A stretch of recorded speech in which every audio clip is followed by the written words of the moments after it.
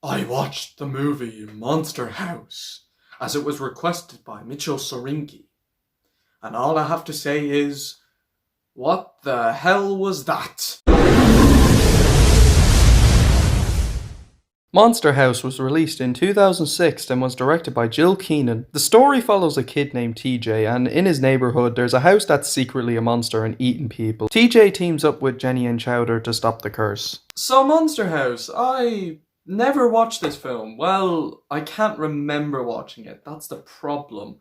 I kind of remember watching the movie like a long time ago, but I mainly remember we watched a bit of it. I was in Turkey with my family and they had it on the TV in a restaurant, but that's all I can remember. I have no memories of this film, like, whatsoever. I knew it existed. I know the film, what it is, but I never, like really watched it. I can't remember actually watching the full film. But then, recently, Mitchell Sorinki had requested me to review the movie for Halloween, and I decided, you know what, why not? I actually would like to do a movie review for Halloween. That's why I have a little bit of darker lighting with this time, and I'm trying to make it seem more horrific, or like Halloween style. I know it's a bit crappy, but I'm just trying to do a little bit of, fun for this one. So Monster House, I'm not gonna lie, I finished watching it, and I have to say, what was that? Oh my god. What was that? I am literally so... What did I just watch? I'm not saying this is a bad film. Like, this isn't like a terrible movie. I think it's above average. It's passable. Like, it's serviceable. The story for me is just, well, stupid. I thought the story was just stupid. It was just so... It felt corny in places. Like, it's just, like, not really interesting. It just felt so...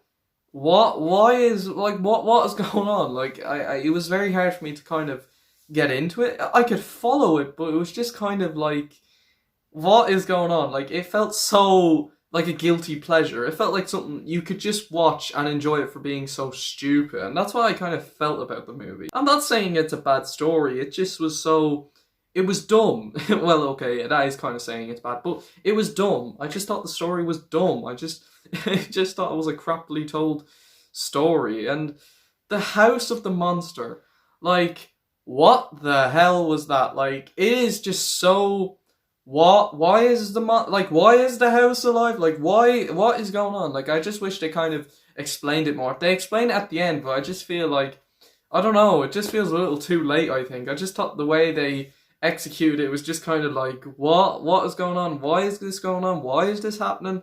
It was just so like, what is going on? Like, it was just so like, what is going on? Some of the, like, okay, I have to give the movie credit. The humor, some scenes in the beginning actually did make me laugh. I actually did have a good laugh at this one. And the climax, I'm not gonna lie, is actually pretty good. So the movie is saved by a pretty good climax, but I just think the story is just so like, what is going on? The animation is pretty dated. I think the backgrounds are very nice. They would remind you of like Garfield or the Addams Family from last year, or even that Monsters vs. Aliens Mutant Pumpkins from Outer Space short film. Just the lighting and the colours and the style reminds me of that. But I think what really makes the animation dated is the character designs.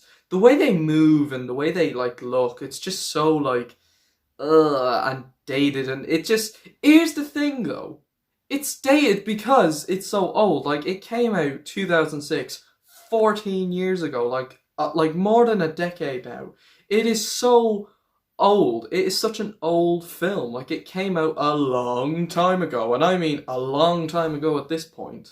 But as I was watching the movie, I was like, oh my god, this probably would look amazing.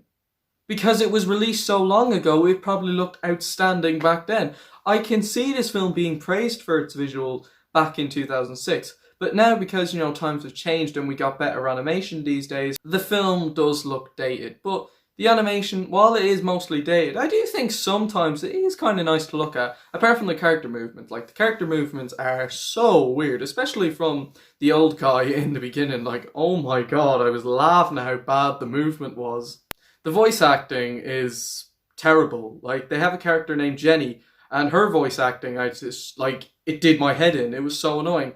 I think TJ and Chowder's voice acting is fine, but everyone else's voice acting, I just thought was terrible. They do not fit the characters. Like it was so like, it was just, I think the voice acting's awful. I think it has terrible voice acting. Even the characters, I just think the characters are, they're fine, but they're not. I don't really find them interesting. TJ I didn't really care for. Chowder I didn't care for. Jenny I didn't care for. Everyone else was just kind of not really that interesting. Then there's Mr. Nebercracker, and may I say, what the hell is with him?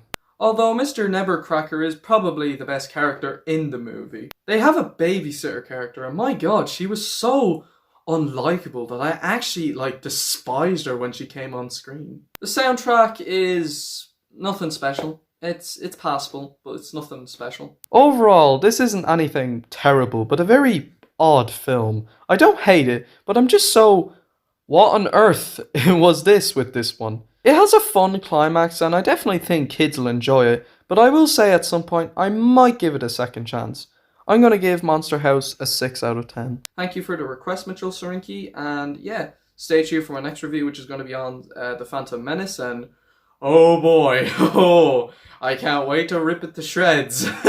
See you guys next time, take care everyone, happy Halloween, and skadoosh everyone.